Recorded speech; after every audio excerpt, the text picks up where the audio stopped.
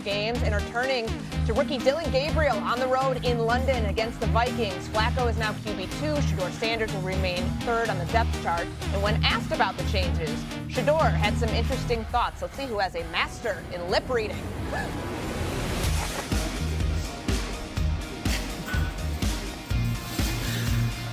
Vocally, anything to say? I guess one more. What do you think? You have to show to coaches just to have that belief in you that you can be ready. What do you need to say? Our girl, Mina Kimes, joining us now here on First Take. Mina, what was your reaction to Shedeur Sanders pantomiming the answers to the questions he was asked yesterday? Well, initially, I was befuddled, I think like a lot of people, and then I heard the context that this was his way of responding to our colleague, Rex Ryan. I'm not tapped into that back and forth, so again, I had no idea.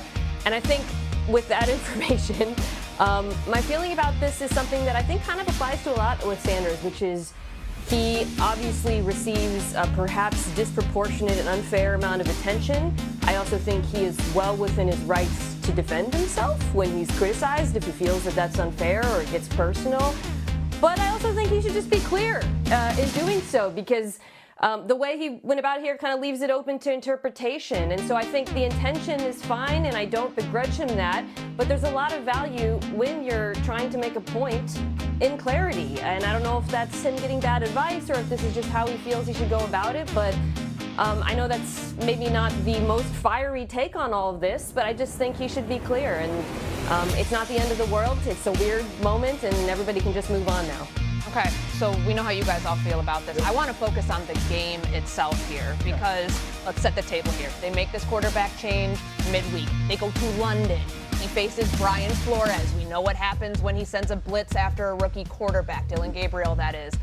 How long should this leash be, given those circumstances, Dan, for Dillon Gabriel to remain the starter? The only thing that matters the rest of this season for the Browns is, did they find a Derek Carr, a Dak Prescott, a Russell Wilson, Andy Dalton? Did they find a starting caliber quarterback in that obviously second, third, fourth plus round? And because of those 2 first-round picks, yes, they got to win games, all that, yes. But that's the only thing that matters. So, how long should this leash be? It should be pretty significant. That being said, one, this is a offense that averages 84 yards rushing a game. I think it's the worst in the NFL, or bottom 2 or 3. So it's not like he's working with a lot in that regard. Number 2, they really only have a starting number 2 receiver, and then probably receivers that would be a little bit better in that number 4 role.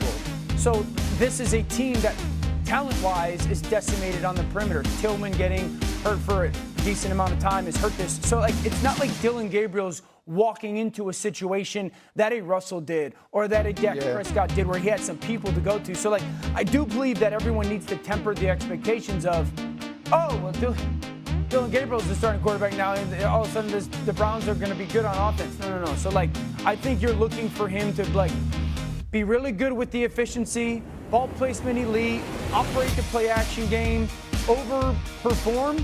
But this is not going to be something where hey, if they fall to 0-5 in their next 5 games, this young man stinks. This is a team that's still very talent deprived. And the schedule here, so it's Minnesota, Stephen A's Pittsburgh Steelers, Miami, New England, New York, Baltimore. There are some winnable games in there, Stephen A. But how do you look at how long of the leash, how long it should be for Dillon Gabriel? It's not a matter of should.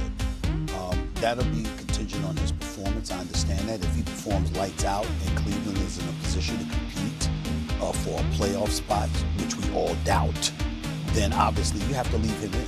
He's trying to win football games. But if the season is a wash and it's clear, let's say by week 12, week 13, that you are not going to be in a position to compete for a playoff spot, then you're going to have an audience out there clamoring to see Shedeur Sanders. You're going to have an audience out there. Now, why does that matter? We say it's about winning football games, and it's absolutely true. That's first, that's paramount. After that, let's not ignore the significance of PR. Let's not ignore the significance of business.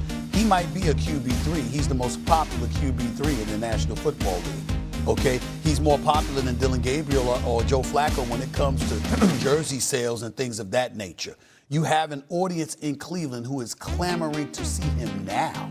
What are they going to be thinking about when week 12, week 13 arrives and it's clear that Cleveland ain't in the playoff picture? They're going to say, show us what that man has. Give him an opportunity to shine, because your game is paramount, but also the personality that comes with it matters, particularly for an NFL franchise that has made some highly questionable decisions along the way and hasn't given their fan base much to cheer about in recent memory. You paid Deshaun Watson $230 million guaranteed. This was before Lamar Jackson, Josh Allen, Kyler Murray, Jalen Hurts, and others got their deals. You made that commitment and there was expectations, and immediately they plummeted. You had a guy in Myles Garrett that is an all-world, the best defensive player on the planet. This brother's a monster.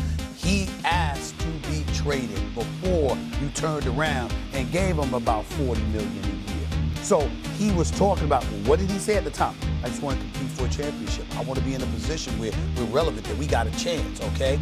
And we saw during the preseason, who was he standing next to on the sidelines? Who was he joking with? It was Shedeur Sanders. You understand what I'm saying? And who was he encouraging along the way? Especially when he had that bad outing. It was Myles Garrett encouraging Shedeur Sanders, because he's paying attention, because he's like, this brother has potential. People see stuff like that and say, okay, show us. And Shedeur certainly has made it clear he's ready to show you. So it's a matter of what the organization is going to do. You can't ignore that. And you brought up something, like at some point, no matter if the record's, if it's a lost season, which we already think it's on the track to being, people are going to want to see what Shedeur Sanders is. For a coaching staff, for a front office that very much feels like they're on the hot seat. Not the front office. I mean, I'm saying not the coaching staff. I mean, you don't think Kevin Stefanski's a two-time coach, coach of the year. I mean, ain't nobody questioning him. We know he knows what he's doing. It's a matter of the personnel that he has to work with. They got him on the defensive side of the ball. What do they have on offense? What do they have at that quarterback spot? That's been their Achilles heel. Do you think that would affect their mindset for how they No, it can't. It can't affect their mindset. Dan mentioned the run game. I think Quinshon Judkins is showing that he could be a bell cow of a back. And when Kevin Stefanski is at his best, it's when he has the run game and you can get into the play action. They haven't had that early on this season. And as far as how long Dylan Gabriel should have, I think as soon as you know he's not the franchise guy, you should move on to Shedeur, because this isn't about, in my estimation, winning games. It's about saying, I know Mason Graham can play. I believe Isaiah Bond can be a 2 or a 3. Harold Fanning Jr. has kind of been a revelation at the position. And so you know you have some of these young pieces. You have to figure out if your 3rd round pick or your 5th round pick can be your franchise quarterback as you move into the next draft with 2 first round picks. So, yeah, I mean, it's about next year, it sounds like. How do you approach that if you're the Browns? Yeah, more likely than not, the Browns' 2026 quarterback is not on this roster. They have those picks, and we can agree upon that. I'm very apprehensive of moving on from Gabriel too quickly for Sanders for a couple of reasons. Mainly, first of all, what we saw in the preseason. Gabriel pretty dramatically outplayed him, and the way he outplayed him, too, is a big part of why they're making this move to Gabriel early, which is he has a quick release. He can play point guard. That's what they want for this offense, right? This is a defensive-led team. There's no doubt about that. They just want a point guard quarterback who gets the ball out quick, doesn't take many sacks, doesn't have negative plays, and can be, complemented the play-action passing attack with the run game that Ryan talked about. I would be nervous, honestly, about whether or not Sanders can actually do that. The schedule is very winnable after this week. I think we can all agree. You got to kind of write off this Brian Flores defense and not put too much stock into how he performs. If he looks awful, unprepared, I understand then, yes, you have to consider things, but I really think he should be given a pretty long leash, because to me, he is the best chance